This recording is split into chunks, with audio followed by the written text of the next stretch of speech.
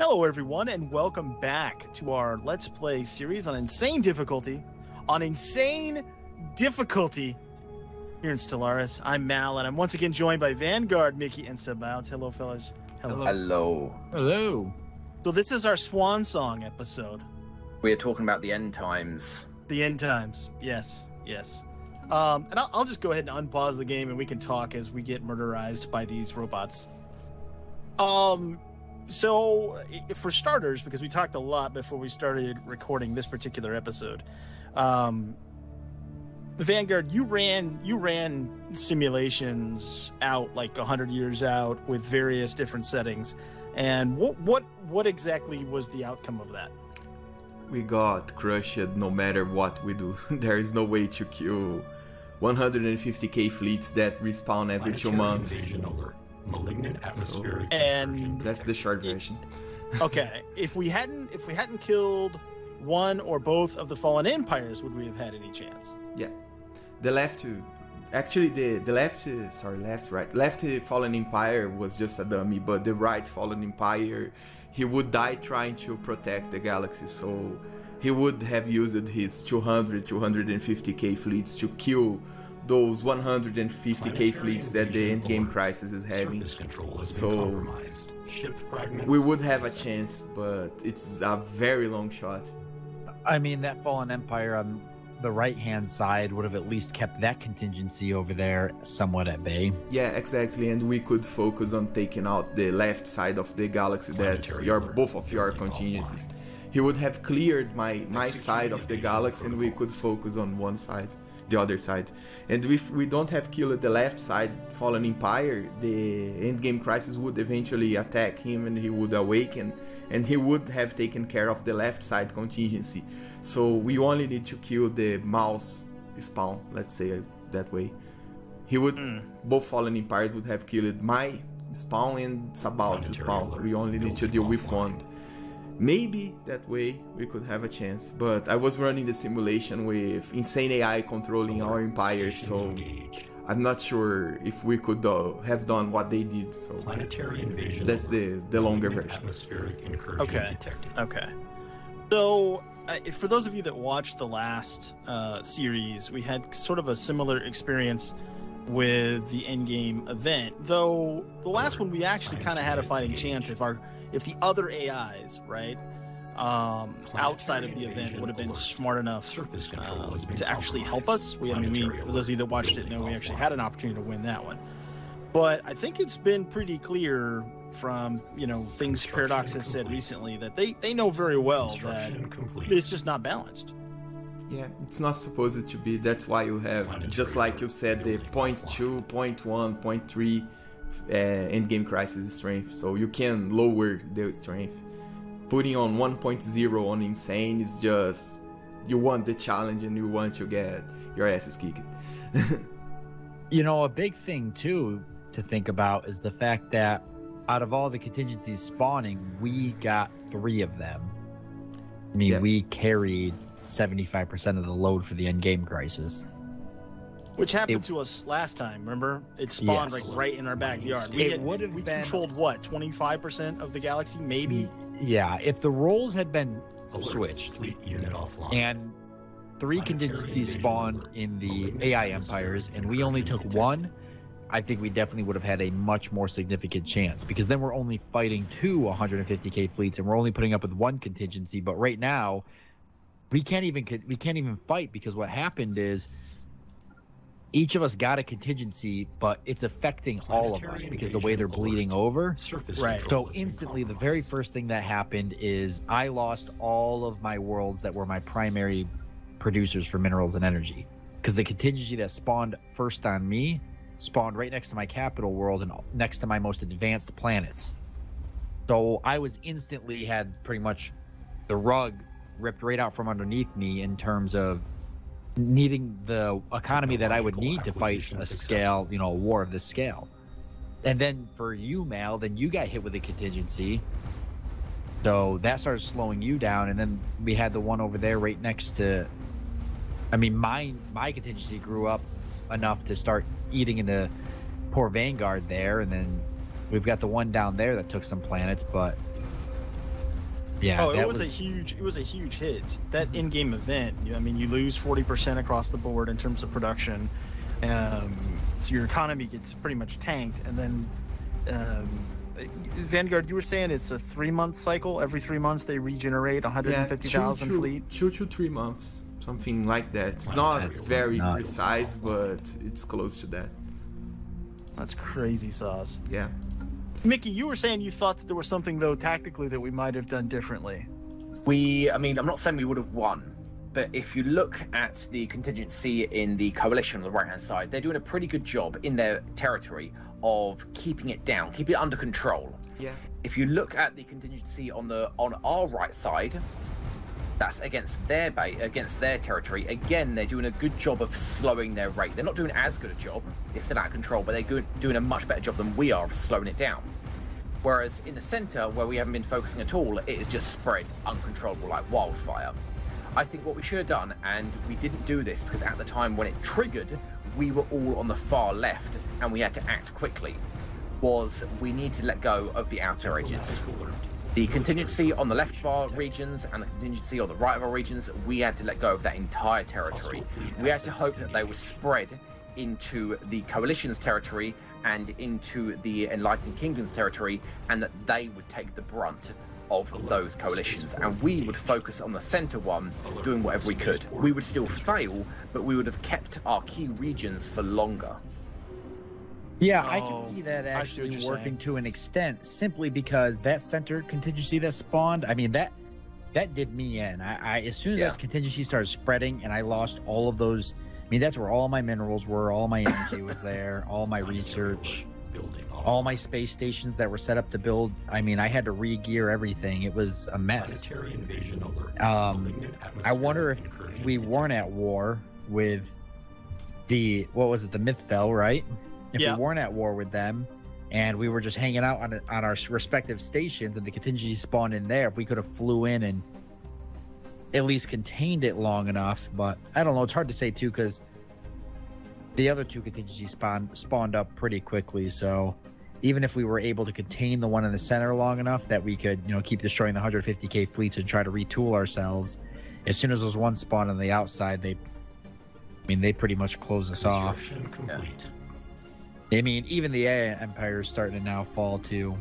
Yeah, that's what's happening 3 to 4 months from now. So, and remember, they have 300k fleets. Even them, they will just get exhausted. Yeah, they've got a 380 or 358,000. Yeah.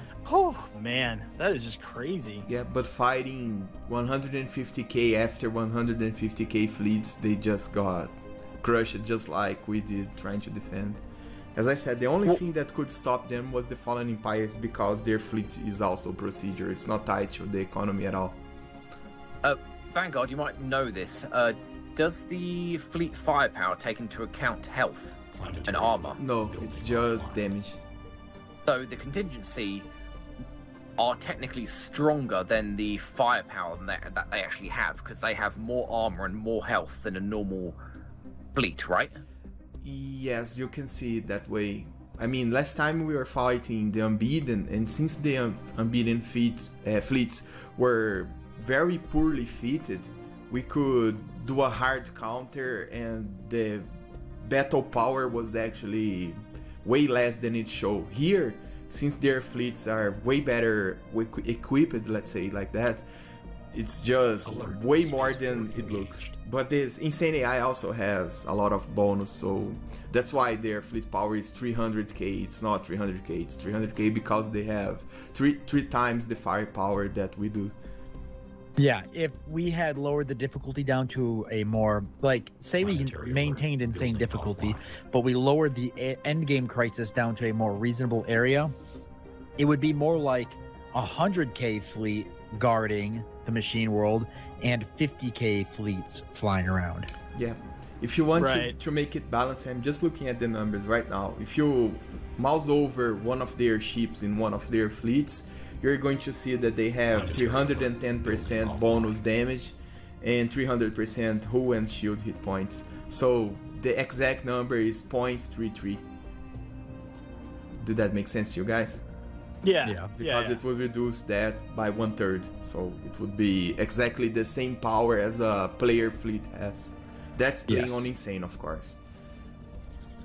And Well, it makes sense. Insane is 3 times stronger than the player fleet is, so that's why it's so But this is powerful. the second time where I feel like we've made a lot of really... I mean, arguably, we could have made some different decisions along the way with Mickey's point to Vanguard's point. Yeah. But I still think overall, we played pretty well. I mean, if you look at the amount of territory before the endgame event that we had, it was pretty significant.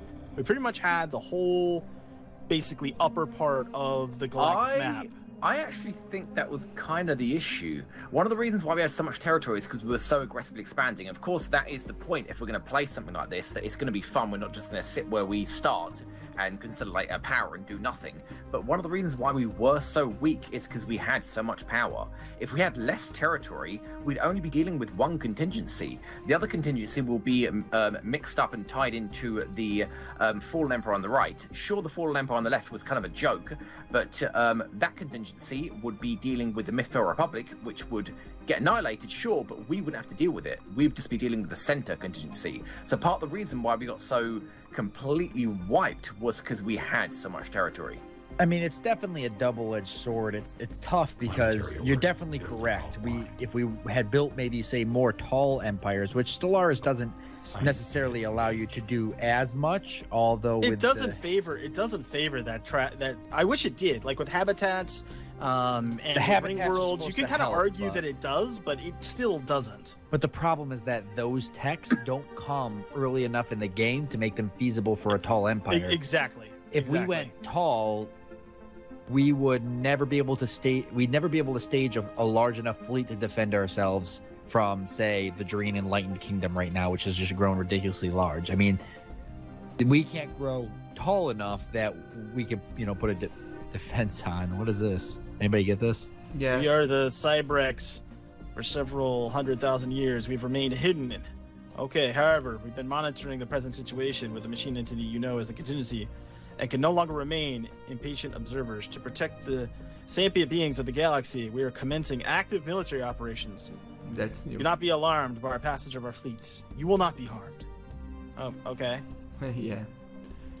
Let's So see what how that happens with- develops. What is this? What happens with this, Bruno? You ran the simulation. It's just like the Unbeaten. It's a counter for what we're facing off, but just like the other 2 Unbeatens on the last season, they will not be able to control the galaxy in time. That's why I said if we didn't kill the Fallen Empire, we would have a chance. We need more time. That's the way to see this. Wow, I see where the Cybrex, they have quite the setup though. Yeah. Where are they at? They're hiding off to the side there. Cybrex Prime, or Cybrex Beta, I mean, Building offline. or Beta. Yeah. Oh, I see. Do you see Okay. them? Planetary alert. Yeah. Building offline. They're about as well set up. Oh, did the game just add a system on top of Yes. what we... Oh, that's Yeah, that's a cool they were feature. hidden. Offline. That's kind of cool.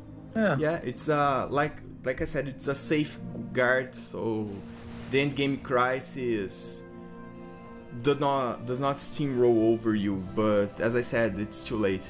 I mean, Yeah, I was gonna say wouldn't really call it a safeguard. that safeguard would have had to trigger a little Yeah. sooner, I think. yeah. Yeah. It's because the endgame crisis is so strong because we're playing on Insane that we did not hold them for long enough. It's as I said, the endgame crisis is triggered. It's not the game does not care how well you're doing. It's a trigger thing. So a few months or a few years after the starting crisis happen, a counter crisis always happen, just like the Unbeaten. Actually, but it's too late. How do we recover from this?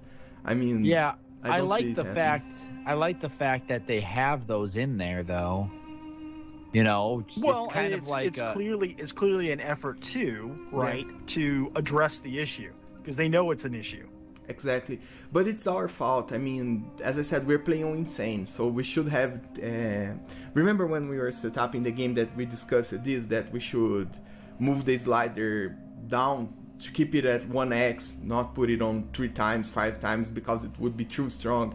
It was our fault. We were not sure that the Insane was taking into account that 1x. If we do, based on our experience on the last time, we would have taken that slider a little bit down. I mean, maybe 0.7 or 0.5. Then we would have been able to manage this, and we only have to deal with the other alliance. Our mistake was that. I mean, we should have taken that slider a little bit. That's a good segue then, because let's talk about. I mean, obviously this series, unfortunately we didn't win, and we're going to try again, people. But we're thinking of, we've been kind of brainstorming, and we want everyone from the various communities to give us your feedback. So here's kind of what we're thinking.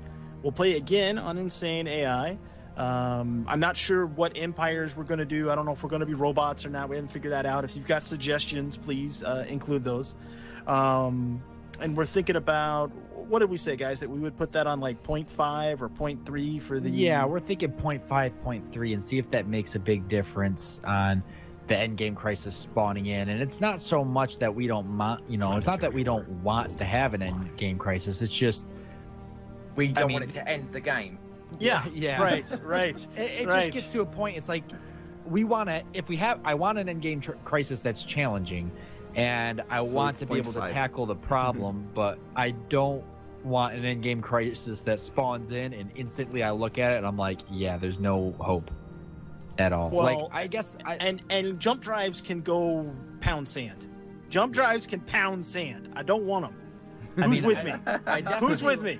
Raise your hands. Yeah. Raise your left hands if you're with me. No jump drives. You can't raise both your left hands. That's not fair. It's cheating. I think it's perfectly fine. I get 2 votes with my left hands. No, I mean, there is a mod, right, for no jump drives ever. I think there is. So it doesn't matter if you've got a maniacal researcher or not. Like, they never show up, which I'm fine with if you guys are. As a matter of fact, mods in general, I think that's something else we want people to tell us. Like, what do they think would be interesting, right? Well, I know I want their ships. Obviously not going to be anywhere as good, but I want geometric shapes. Well, I mean, how hard must it be to make them? It's a square and a triangle. You couldn't make a simpler polygon. I think that hopefully the mod, the mods we download will have a couple different types of ships and stuff. I mean, we can download all sorts of mods, really, as long as all of us have the same mods. I don't see, and we make sure they're multiplayer compatible. Right. I don't see an issue. Well, but I think it'd be cool to hear people's suggestions too, though. Yeah, me too. I think that's the way to go. So we're thinking in a couple weeks we'll give it another go.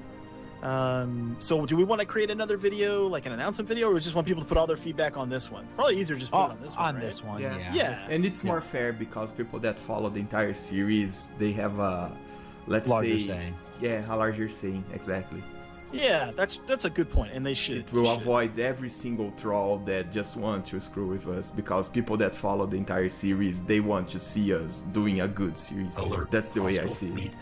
Yeah, agreed. All right, so closing thoughts. Let's go around the table. Mickey, what are your thoughts? You're somewhat new to Stellaris, which, by the way, we kind of, we talk about you behind your back all the time. So I thought one of the things we would share with you is that we thought that you played very well, especially considering insane difficulty for somebody that was so new to Stellaris. So, and we've all enjoyed having you join the group. So what are your closing thoughts about Stellaris? Yeah, of course. My closing thoughts are that it has taken me about 10 minutes to sneak this 10k fleet through 2 enemy nations, through 2 enemy regions, and I'm not stopping till I rejoin the fleet. Is there a fleet to rejoin? There is no fleet to rejoin. I have a construction ship. I have a science... No, it's a construction ship also. Where's your construction ships about? Mine is in Orichi. I've got those 2 systems by yours. Oh, you're like trapped. Yeah, well, no, I have jump drives. I'm feeling like Battlestar Galactica and the Cylons are Oh, man. Hey, at least the Cybrex is doing a decent cleanup job. All right, fine. I'm going to join the Cybrex then. There you go. Yeah, go get in a fight. Go crush face. Oh, man. But what have you enjoyed? You have enjoyed your stab at Stellaris here, Mickey? Oh yeah, absolutely. It's a little bit difficult to keep up with you guys. I am not macroing as well. Or not macroing is kind of the wrong term, but things like doing edicts, centralizing energy or what the hell's there you go, materials or minerals in single planets so that edicts are more effective and adjacency bonus is more effective. I'm not really doing that because I can't really get a handle on it on top of keeping track of everything else. But, you know, as you said, trying to keep up. You know, I mean, it took me two to three really solid playthroughs before I felt like I was a lot better at doing that. Because when you play the first time, you don't really know what's coming up or what to expect. So it's hard to take advantage of adjacency bonuses if you don't know you're going to be getting those adjacency bonuses later in the game and such. So I could see how, I struggled with that like the first few times I played. It took me a long time to figure out what agencies did towards each other. I mean, the silo, how it works, the capital, how it works. Just, yeah, where it's worth building and where things aren't worth building is a big part of it too. Yep. Yeah, absolutely. And I'm still not good at doing it. I'm going to say that. Yeah, but you're a badass shipbuilder, buddy. You're a badass shipbuilder. Yeah, I played a lot of EVE Online. Builder. So what are your final thoughts, Vanguard, about just Stellaris in general and then this LP? Stellaris in general, I think Stellaris, talking about Paradox now, they are a great company. They're just trying to make the game great, and a 4X game, that's a very hard work. I mean, I don't know a game that is harder to balance than a 4X game. Not even MMOs are harder to balance than this is. So it takes time. That's my take on it. And every time we fail, just like we did, we learn a new thing that lets the next gameplay be more awesome. I mean, right now we know how the slider works. We know how strong the endgame crisis is, so we can work around it. They put the option there. It's our fault that we are not using it correctly because we didn't know how the game works. That's the bad thing about having a press account. You have to play the game blind. That's why it's a let's play, not a walkthrough. But every time we do that, we learn new things that gives us a better experience next time. Just like we are played way better this time than we did the last time. I mean, goddamn it, 10 episodes ago we defeated a fleet that was 10 times stronger than us, and it was not a lucky thing. We know that the Fallen Empire would help us because it was a protector of the galaxy. So when you start to learn how the game mechanics work, the game is a lot of fun. Even though it seems unbalanced, actually it's not. It's us that are playing it on a difficulty that it was made to be unbeatable, and we are using the in-game crisis on an unbeatable difficulty. So the option is there. Don't take it. Don't take what we are being through as the game is this way. We want the challenge. That's why it's so hard. But we're gluttons for punishment. We're like, please beat us on the head, please. But it's just like Dark Souls. When you play on a very hard difficulty is when you get to be a better player. I mean, I know how to make the ships work. It's because I have to. Because if I don't build the best possible ship, the game just is unbeatable +1. So we have to learn how to manage our colonies, manage our fleets, manage everything. And we always need to be improving, because if we don't, we're just going to be crushed time and time again. We will be insane one day. It's just a matter of time. We are going to figure out how to do this. So El Capitan Sabouts, your final thoughts for the peoples? Well, I love Stellaris. I have a lot of fun with it. Shout out to PDXCon 2018. I'll be there again. That's the plan. Hopefully I'll drag Mal along with me this time. Tried last time. I am planning to go. Is anyone else planning to go besides Sabouts and I? Are you guys going? I wish I could. Transatlantic. Yeah, that's the problem. I was gonna say, it's really close for you.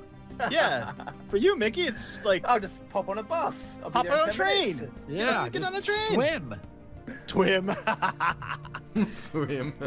But yeah, I really enjoy Stellaris. I have a lot of fun playing it. I mean, I like challenges. Obviously, that's the whole kind of thing about my channels. I like playing hard difficulty settings and such. And I think that ultimately we do a really good job. I hear a lot of people And people tell me in the comments or tell me in the Discord and everything that, you know, I can't believe you guys are doing insane difficulty. I tried it and I just got rolled over.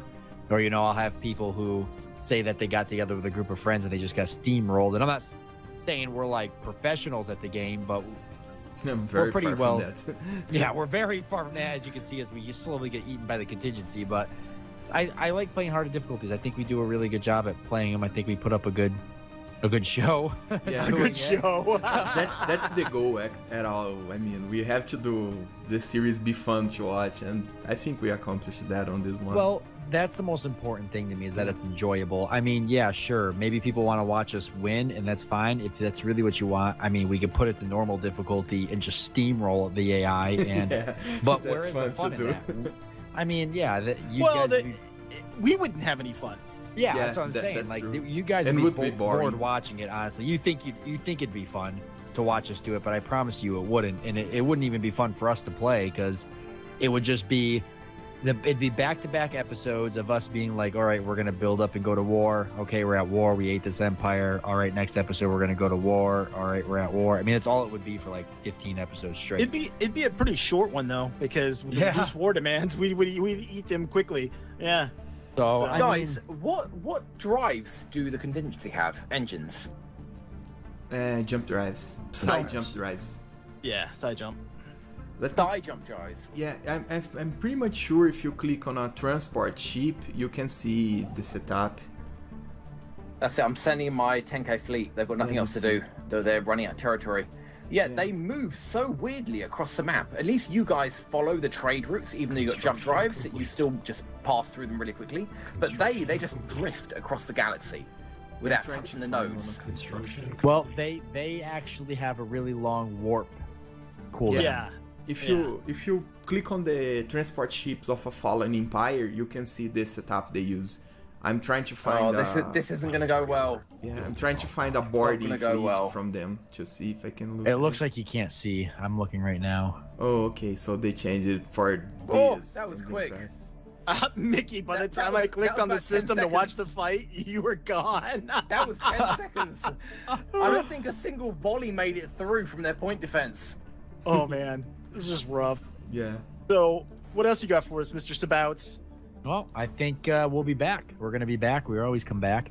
We'll do a nice, good modded one. We've been saying that for a while, and people have been, sending me death threats because we haven't done it. So we need to get a really good modded Stellaris playthrough in, and then you guys know we'll definitely be back when it comes time for the next big update for Stellaris, because we've done every major update. We have. Every major DLC or whatever they release. We've done every single one. Complete. So So- I too really love Stellaris, and yeah, it's not a perfect game, but to Vanguard's point, they're constantly working on it, right? You've got it seems just like a really dedicated dev team that they are open to feedback. They solicit a lot of feedback. You could almost argue that they over communicate what they're doing, which leaves them open to criticism.